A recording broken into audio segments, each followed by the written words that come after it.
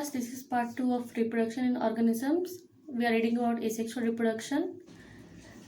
Fragmentation. It is a mode of asexual reproduction in which the parent body breaks into two or more fragments and each fragments grow into an new adult. इसका मतलब ये है कि जो parental body रहेगा वो दो या दो से ज़्यादा फ्रैगमेंट में डिवाइड करेगा और हर जो फ्रैगमेंट है उसका न्यू इंडिविजुअल क्रिएट करेगा. इसका एग्जाम्पल स्पायरोगिरा, फिर बर्डिंग. It is a mode of asexual reproduction in which one or more outgrowths or birds are produced, which initially remains attached to the parent cell and eventually gets separated from it to grow into a new individual. इसका मतलब ये है parent का body में एक outgrowth या फिर bird produce होगा जो कुछ टाइम के लिए पेरेंट का बॉडी से अटैच रहेगा और इवेंचुअली वो कुछ टाइम बाद वो डीअटैच हो जाता है. इसका एग्जाम्पल है ईस्ट. फिर आप देख रहे हैं यहाँ पे फ्रैगमेंटेशन स्पैरो. ये पेरेंटल बॉडी है, ये पेरेंटल बॉडी है, ये दो सेगमेंट में डिवाइड हुआ. देखिए दोनों जो सेगमेंट्स हैं ये दोनों न्यू इंडिविजुअल्स हैं और ये अपना अलग अलग ग्रो होंगे. उसके बाद आप देख रहे हैं यहाँ पे बर्डिंग इन ईस्ट. ये पेरेंटल बॉडी है, यहाँ पे आउटग्रोथ प्रोड्यूस हुआ जिसको हम लोग बर्ड बोलते हैं और वो बर्ड इनिशियली अटैच्ड रहेगा और इवेंचुअली कुछ दिनों के बाद वो डीअटैच रहेगा. उसके बाद आता है regeneration.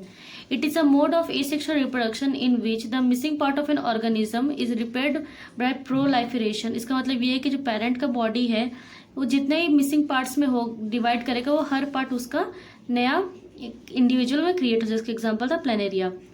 Spore formation, zoospores.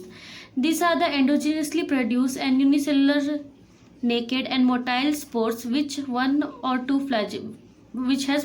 flagella.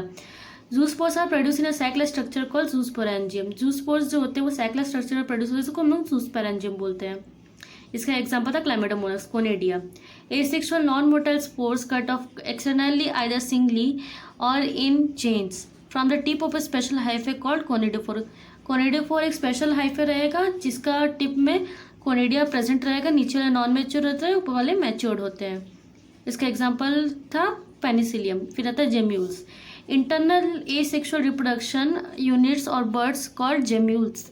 This develop within the parent body and release during germination. Parent body के अंदर ढेर सारा बर्ड्स प्रोड्यूस होगा जिसको हम लोग बोलेंगे जेम्यूल्स और वो ड्यूरिंग जर्मिनेशन वो रिलीज हो जाता है. इसका एग्जाम्पल था स्पॉन्जेस.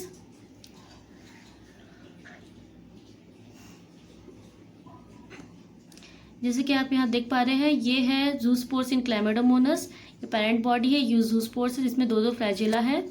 और उसके बाद ये है कोनेडिया ऑफ पेनिसिलियम. ये आप देख रहे हैं कोनेडियोफोर. उसके ऊपर जो है ये कोनेडिया है चेन लाइक में, नीचे वाला जो है नॉन मैच्योर है, ऊपर वाला जो है मैच्योर है. उसके बाद ये है आपका जेम्यूल्स इन स्पॉन्जेस. ये पेरेंटल बॉडी है, इसके अंदर स्मॉल बर्ड्स हैं जिसको हम लोग जेम्यूल्स बोलते हैं. यही है स्पोर फॉर्मेशन.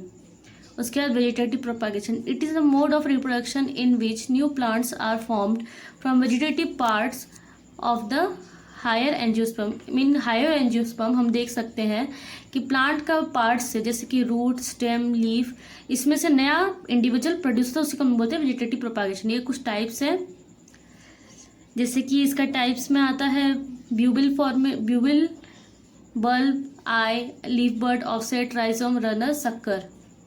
ठीक है, ये सब का एग्जाम्पल है लिखा हुआ है साइड में. जैसे कि ब्यूबिल का अगावे, बल्ब का ऑनियन, आइस का पोटैटो, लीफ बर्ड का ब्रायोफाइलम, ऑफसेट का हायासिंथ या पिस्तिया, या फिर राइजोम का जिंजर, रनर का ओर्जेलिस एंड शक्कर का मिंट.